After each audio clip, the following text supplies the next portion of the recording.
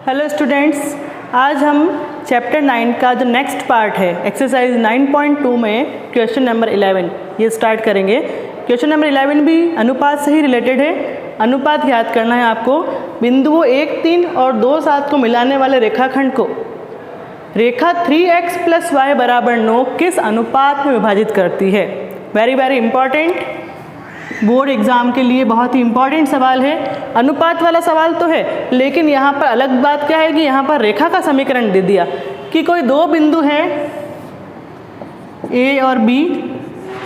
ए के निर्देशांक है 1, 3 और बी के निर्देशांक है 2, 7। बिंदुओं 1, 3 और 2, 7 को मिलाने वाला रेखाखंड है ए बी। इस रेखाखंड ए बी को एक दूसरी रेखा है 3x + y = 9। ये रेखा इस रेखा ए बी को किस अनुपात में विभाजित करती है। हम मान लेते हैं कि ये जो रेखा 3x + y = 9 है, इस रेखाखंड ए बी को जिस बिंदु पे काट रही है वो बिंदु मान लिया हमने C, और C के निर्देशांक हम मान लेते हैं x और y।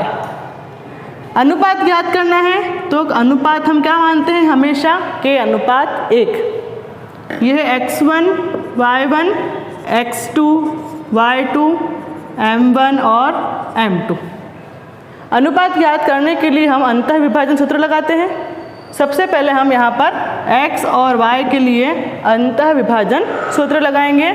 x बराबर m1 x2 plus m2 x1 upon m1 plus m2।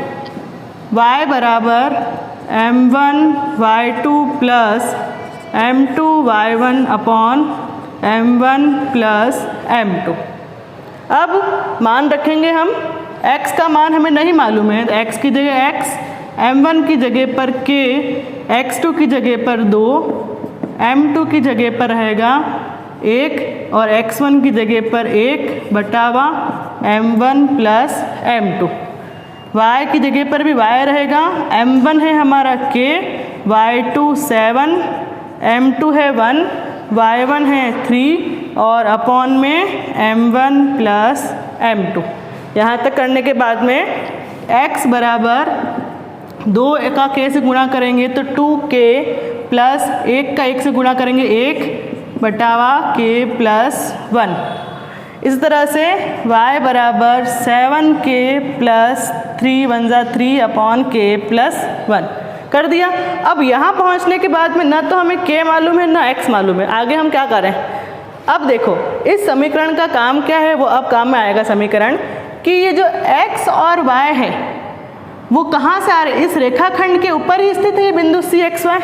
इस लाइन 3x + y = 9 का ही एक भाग है बिंदु C, क्योंकि ये लाइन आ रही है इधर और इसी लाइन के ऊपर आपके बिंदु C स्थित है। इसका मतलब ये C के जो निर्देशांक है वो रेखा के समीकरण को क्या करेंगे, संतुष्ट करेंगे। तो आपको लिखना है क्योंकि बिंदु C रेखा 3x + y = 9 पर स्थित है, इसलिए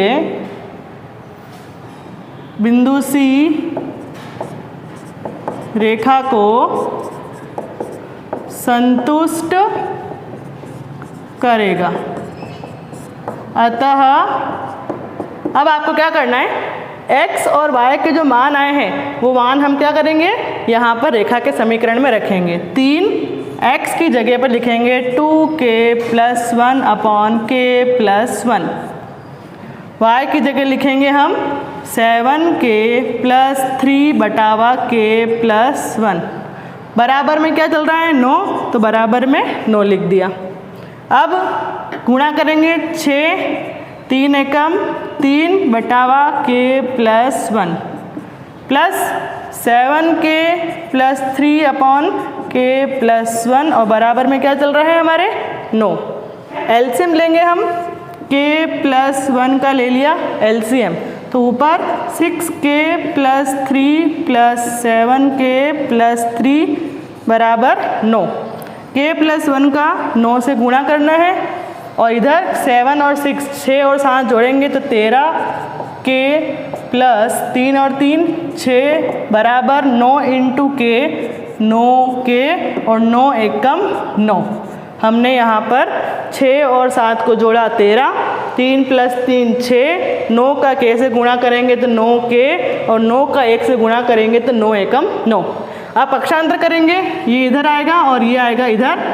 13 के में से 9 के माइनस करेंगे और बराबर में 9 - 6। अब 13 में से 9 गया तो 4 के बराबर 3 और k बराबर 3/4। अतः अनुपात क्या होगा? 3:4 होगा कि ये रेखा जो है 3x + y = 9 इस रेखाखंड AB को 3:4 में विभाजित कर रही है। 12वां सवाल है वह अनुपात ज्ञात कीजिए जहाँ बिंदु -3p, बिंदुओं -5 - 4 तथा -2p को मिलाने वाले रेखाखंड को किस अनुपात में अंतः विभाजित करता है तथा आपको p का मान भी ज्ञात करना है। यहाँ पर भी वही बात है, हमें यहाँ पर अनुपात ज्ञात करना है। बिंदु -3p जो है वो इन दोनों बिंदुओं से जो रेखाखंड बन रहा है उसको विभाजित कर रहा है। तो डायग्राम कैसे बनेगा? दो बिंदु है A और B, निर्देशांक है -5 - 4, दूसरा है -2 और P। इन दोनों बिंदुओं को एक तीसरा बिंदु C है जिसका निर्देशांक है -3p। ये बिंदु C अंतः विभाजित कर रहा है तो हमें यहाँ पर अनुपात ज्ञात करना है। तो हमने मान लिया अनुपात k अनुपात 1 है। यह है x1 y1 m1 m2 x2 y2 और ये होता है x और y। ठीक है, यहाँ पर आसान बात यह है कि x का मान हमको पहले से मालूम है। तो मैंने आपको पहले वाली वीडियो में बताया था जिसका मान हमको मालूम होता है उसी का हम फॉर्मूला लगाएंगे। x अक्ष पे y = 0 होता है, इसलिए हम क्या करते हैं? y का फॉर्मूला लगाते हैं। यहाँ पर x का मान मालूम है तो हम फॉर्मूला किसका लगाएंगे? x वाला। अंतः विभाजन सूत्र से, अंतः विभाजन सूत्र से